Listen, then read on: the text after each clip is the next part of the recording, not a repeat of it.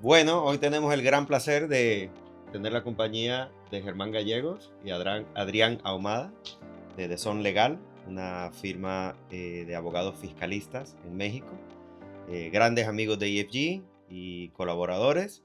Y hoy vamos a conversar sobre las preocupaciones de los clientes mexicanos en el ambiente fiscal, los cambios que han habido y muchos otros temas. ¿Cuáles son las preocupaciones que están viendo hoy en día de los clientes de alto patrimonio en México? Concentrémonos no en el lado corporativo, no en cliente de alto patrimonio en México. Los clientes que llegan buscan principalmente opciones. Es decir, México ha sido siempre un país, casi el 90% de nuestro comercio depende con Estados Unidos. Ha sido siempre muy apegado a Estados Unidos.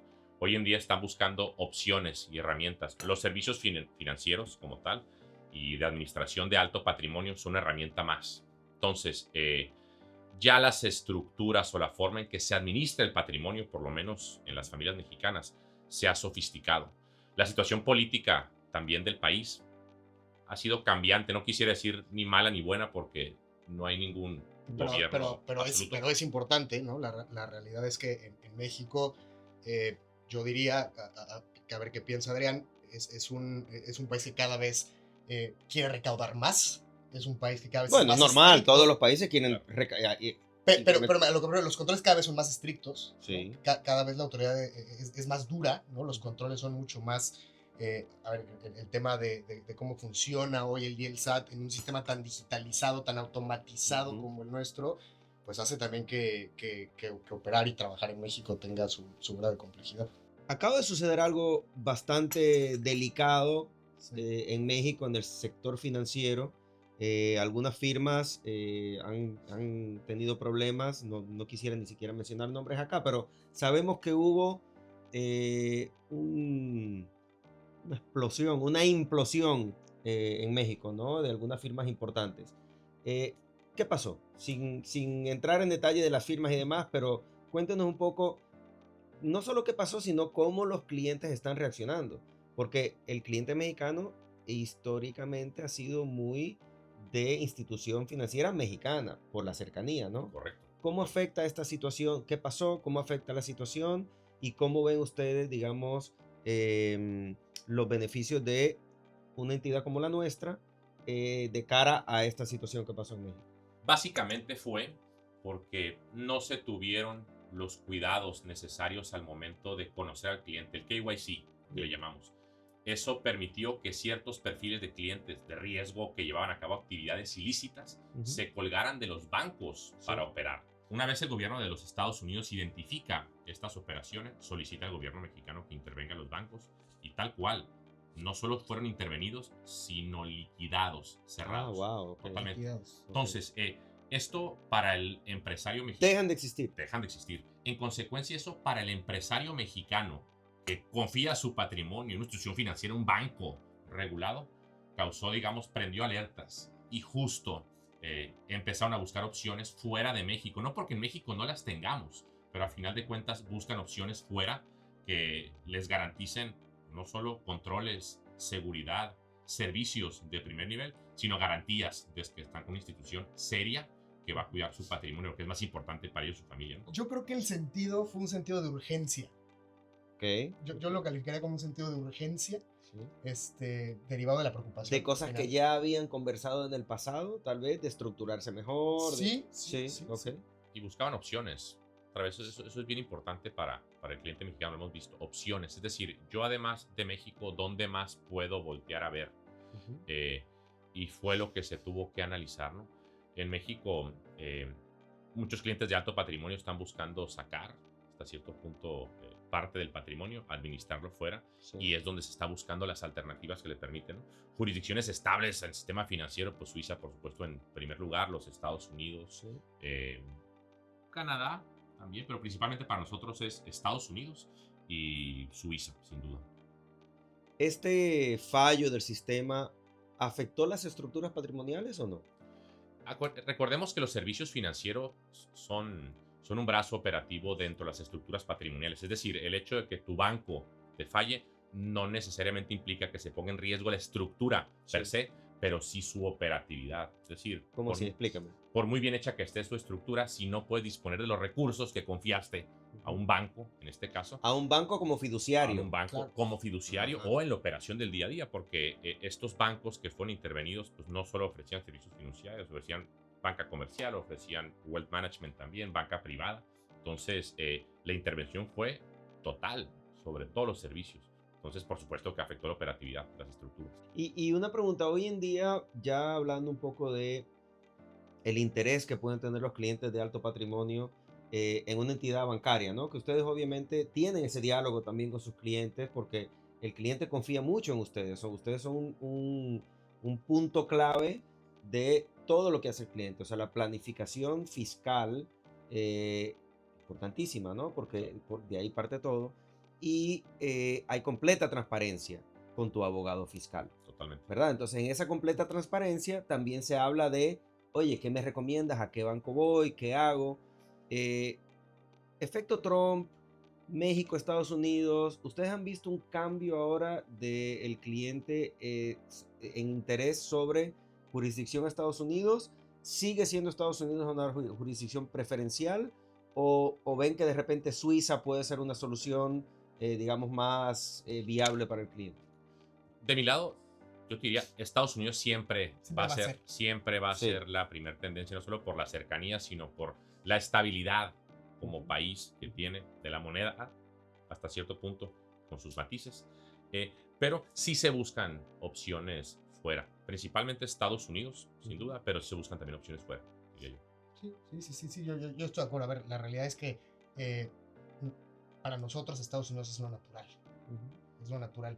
El primer lugar donde cualquier negocio, donde cualquier industria mexicana le apuesta a crecer y le apuesta a ir, siempre es Estados Unidos, ¿no? Sí. Entonces, yo creo que esa parte es insalvable, pero lo que sí se está intentando hacer en un tema de reducción de riesgos, que creo que es reducción de riesgos, tratar de diversificar. Diversificar Es la custodia de los diversificar. activos. Correcto, Diversificar activos. Entonces, si bien tienes, como dice Adrián, la certeza y la tranquilidad que te inyecta Estados Unidos, pero sí creo que cada vez más se busca empezar a tirar bolas hacia otros lados. Otro tema que nos interesa mucho a nosotros es el tema cross-border, ¿no? Y cómo las familias en Latinoamérica, ciertamente en México, poco a poco van teniendo un pie en Estados Unidos, un hijo, a un familiar, y ya tienes una mezcla de US person y non-US person dentro de una estructura familiar.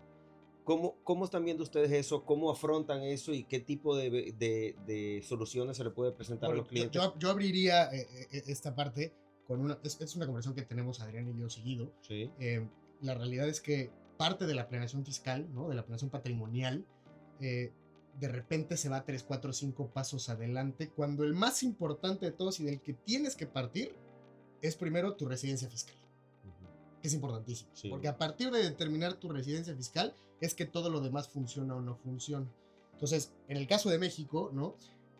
Y aquí podemos empezar a hacer un ping-pong, Adrián y yo, pero en el caso de México vienen dos fenómenos. Uno, la cercanía con Estados Unidos, que más bien permite dos cosas. Uno, muchos que nacen ya acá. Sí. O dos, muchos que migran acá y se asientan acá. Y pasa mucho también en este juego de jurisdicciones, en este juego de nacionalidades, algunas otras ventajas, como también las tiene mucho el mexicano, hay mucho mexicano con otras nacionalidades también. Ah, sí. Claro, hay mucho mexicano con nacionalidad española, francesa, Pero italiana. como tendencia, pero sí, porque obviamente está claro que hay, pero como tendencia está viendo un interés en obtener diferentes nacionalidades hoy en día. Nosotros tenemos frontera con la primera economía del mundo, que es Estados Unidos, Sí. sino que somos mercados muy integrados. Consecuencia, como comentabas ahorita, la nacionalidad americana es ancla. Es decir, el gobierno americano te dice, está perfecto que tú tengas otra nacionalidad, pero tú me pagas renta global, vitalicia y permanente en Estados Unidos. Sí. Entonces, en la planeación fiscal, aún hablando con mexicanos, el factor de doble nacionalidad con Estados Unidos modifica totalmente la estructura porque no podemos partir desde México. Partimos desde Estados Unidos, Claro. las implicaciones de eficiencia y después jalamos hacia México los efectos fiscales. Entonces es fundamental considerar. Típicamente, o en el pasado, yo he escuchado mucho de que, o nuestros clientes, te hablaban de las LPs canadienses y las estructuras canadienses. ¿Eso sigue funcionando? Háblame un poquito de eso y tal vez de los cambios que han visto ustedes en las diferentes estructuras de tenencia que utilizan los clientes para su patrimonio, ¿no? Que es importante. Sí, claro. Recordemos que México tiene firmado un tratado de libre comercio con Estados Unidos y Canadá, Okay. que es el principal acuerdo comercial a nivel país. Eso implica que no solo la parte comercial, sino que todos los servicios paralelos a ello tienen en mayor o menor medida implicaciones y estamos muy, muy integrados. Ahí entra la parte legal y financiera. En la parte legal, las estructuras que incorporan LPs canadienses sí se siguen utilizando, sí son muy atractivas, pero los beneficios no son tanto de ahorro fiscal, sino más de diferimiento fiscal. Okay. Háblame Primero, de eso, ¿cómo así? el diferimiento fiscal, el cliente mexicano le importa mucho no solo cuánto pagas, sino también cuándo lo pagas. En consecuencia, hay estructuras cada vez más que están buscando no solo el ahorro fiscal, sino que les permita administrar su patrimonio y patear las implicaciones fiscales. Gran ejemplo, ¿no? Gran ejemplo de lo que platica Adrián, porque un tema de diferimiento, es decir, importa no solamente cuándo, cuánto, sino el cuándo, y por qué lo que dice Adrián es importante. En el caso de México, nuestro año fiscal corre del 1 de enero al 31 de diciembre. Bien. Es año calendario, no hay más. Y cuando tú empiezas, ¿no?, a ver otras jurisdicciones, como platicamos ahorita, Canadá, Estados Unidos, ¿no?, sobre todo donde tú tienes la oportunidad de elegir tu año fiscal, bueno, eso significa que también en un tema de planeación, de diseño y de momentos de pago, también al cliente mexicano le da otro tipo de oportunidades, no solamente de decir cuándo, sino para qué también uso el dinero y cómo lo uso mejor, que es lo que está pasando acá, ¿no? Entonces, ya estamos avanzando de solamente el decir es un tema de pago de impuestos y cumplimiento de obligaciones a un cliente mexicano que también ya está observando o está buscando cómo optimizar ese dinero y dirigirlo hacia otros proyectos. Fideicomiso y trust, ¿es lo mismo? A ver, en la práctica, en la teoría podría parecer lo mismo. Para efectos mexicanos no es. Digo, para efectos mexicanos te para pregunto. efectos mexicanos no es lo mismo. Primero por la jurisdicción que lo regula. Vamos a empezar por lo básico, ¿no? El fideicomiso es una figura mexicana. Nuestro derecho es un derecho civil muy contractual, muy cuadrado. El trust viene del derecho anglosajón. En consecuencia, es una figura mucho más flexible. Para efectos americanos, el trust lo puedes usar para lo que quieras. Okay. En México, el fideicomiso tiene muchos candados para efectos de quién puede hacer un trust, quién puede ostentarse como fiduciario. En este caso, en México solo tiene que ser un fiduciario profesional licenciado. Un banco. Regulado. Banco regulado. Tiene que ser una institución financiera, un banco. Salvo por el fideicomiso en garantía, que sí lo pueden hacer otras instituciones, pero el fideicomiso en general, el banco. Entonces, es mucho más cuadrado, primero. Segundo, el trust en Estados Unidos, acuérdense que acá existe, por ejemplo, el impuesto a la sucesión y a la herencia. Entonces se utiliza mucho el trust para buscar planeaciones patrimoniales que permitan o impidan que se detone el impuesto a la sucesión. Que ahí está uno de los retos que preguntaba Robert hace rato. Decías, oye, ¿cuáles son uno de los obstáculos o temas con los que se enfrenta el cliente las preocupaciones, mexicano? Una preocupación es esa, ¿no? Al final el cliente mexicano que hoy en día tiene patrimonio fuera, que tiene patrimonio en Estados Unidos, necesita estructuras eficientes, porque como bien dice Adrián, aquí tienes un estate tax, tienes un gift tax, que en México no existe. Okay. O sea, el impuesto a la donación, el impuesto a la herencia en México, que si bien es algo que se está platicando y que tiene muchos años ahí en borrador, y puede llegar a pasar, pero hoy en día son situaciones distintas. Entonces también en la planeación fiscal y patrimonial está ese detalle que en México no tenemos. Hábleme un poquito de los beneficios o no beneficios de utilizar estructuras de seguros de vida como un PPLI en relación a un fideicomiso o a un trust. ¿Es algo que en México se estila? ¿Se utilizan soluciones de seguros de vida? Cada vez más. No son figuras, si te soy sincero, comunes del día a día, pero el cliente mexicano cada vez se está educando más hacia las formas y las estructuras que a nivel internacional son eficientes. Una de ellas, por ejemplo, el PPLI, va de la mano con el diferimiento fiscal que hablábamos ahorita.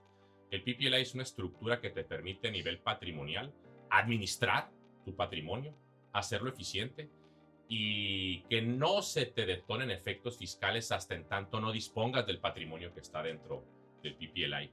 Ahí se trabaja justo mucho con bancos. Como Pero EFG. eso no existe, ese beneficio no existe dentro de un trust o un fideicomiso. No, no, no. no Ah, ¿no? ¿Por qué? Por supuesto que no. No. Porque para efectos fiscales mexicanos hay dos tipos de fideicomisos, si lo Sí. queremos ver así.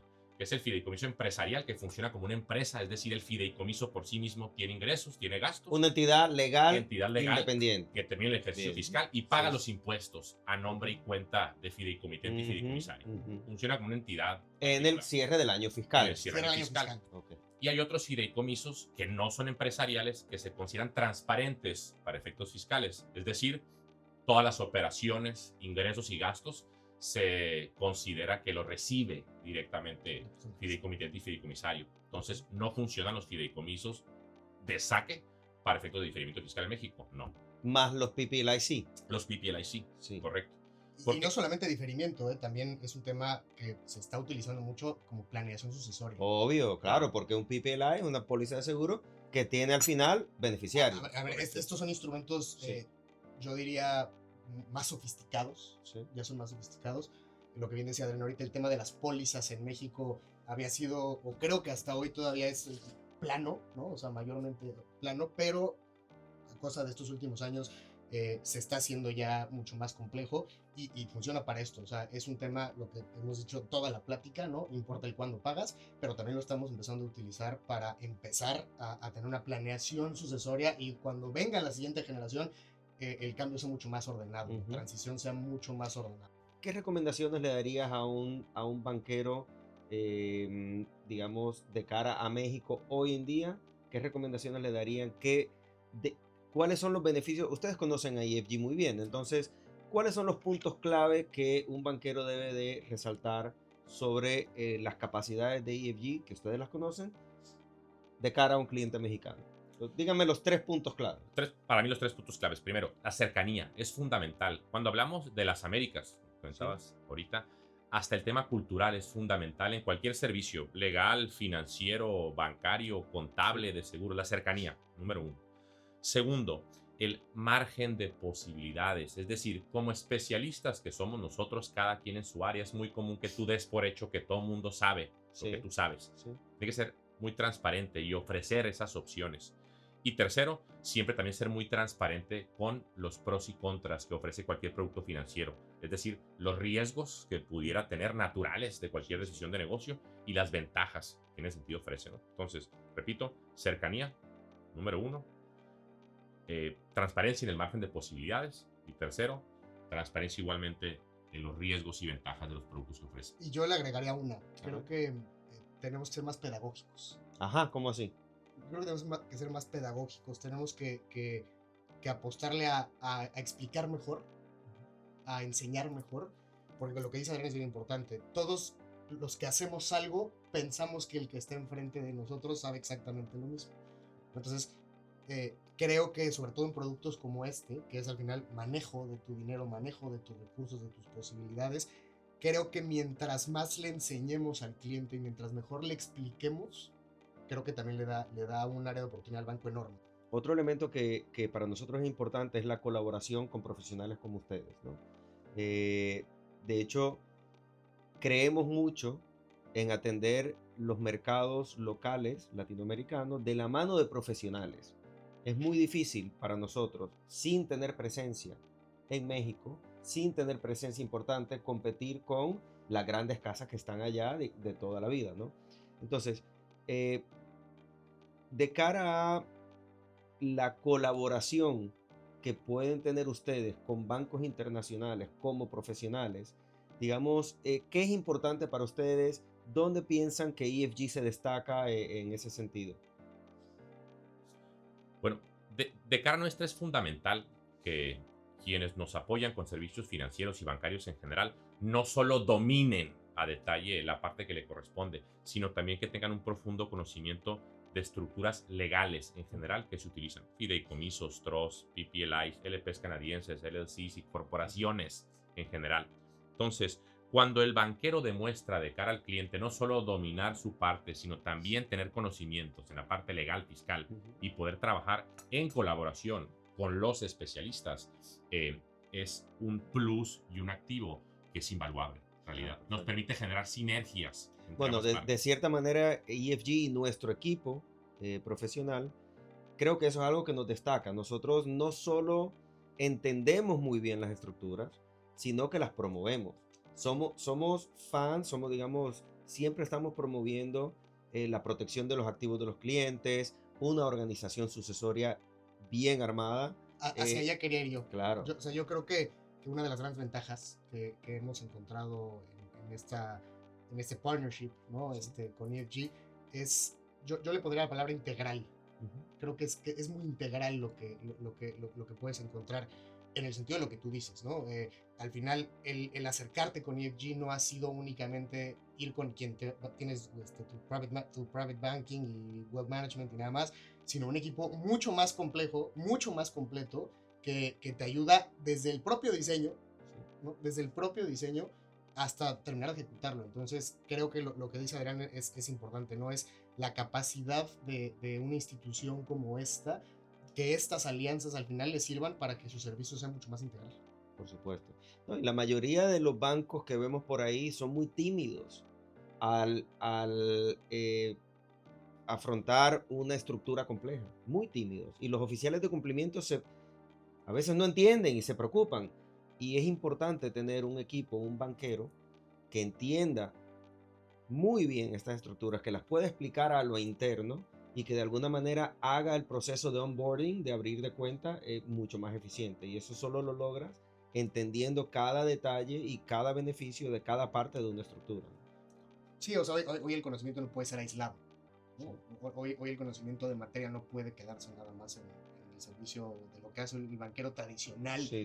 Encapsulado en el portafolio, ¿no? digamos, ¿no? Sí, y entiendo, ¿no? Al final, lo que decías tú ahorita, de repente somos un poco conservadores en las soluciones, pero a partir del desconocimiento muchas veces, ¿no? Entonces, un equipo más preparado, un equipo más profundo, un equipo con más herramientas, como el que están ustedes intentando, definitivamente te abre un abanico de opciones de otro nivel. En la banca privada, en el manejo de activos, de patrimonio, de familia, porque no solo manejamos plata, es un tema muy emocional, es un tema muy integral de la familia, ¿no? Es la protección de muchos años de esfuerzo, muchos años de trabajo. Ese diálogo sobre la estructura de tenencia de los activos de la familia, sobre el plan a largo plazo, sobre, digamos, los deseos de los patriarcas y matriarcas, de cómo quieren que las cosas sucedan, ese diálogo eleva al banquero a un nivel que es un familiar más. Es un familiar más. La verdad que, mira, sí, todos nuestros clientes llegamos a ese tipo de relación, no evidentemente, pero te eleva a un punto donde el desempeño del portafolio dentro de la estructura, que sea 1 o 2% más o menos, se convierte casi hasta irrelevante. Dejas de ser un portfolio manager y te conviertes realmente en un asesor de la familia, donde te lleva a una relación duradera a lo largo del tiempo y no dependiente de un desempeño de mercado. Y necesitas también como banquero entender las necesidades de las distintas generaciones dentro de una misma familia. Es decir, importantísimo, porque uno se enfoca en el patriarca o la matriarca, claro, pero luego viene la generación detrás, ¿no? Entonces, si no tienes esa confianza, pones en riesgo la relación como banquero. Incluso el patriarca o matriarca, como comentabas, que posiblemente formaron ese patrimonio. La siguiente generación que toca crecer ese patrimonio y la tercera que a lo mejor toca administrar lo que las generaciones anteriores. Si tienen suerte, ¿no? Si tienen suerte, es correcto. Sí. El apoyo constante, permanente de su banquero es todo.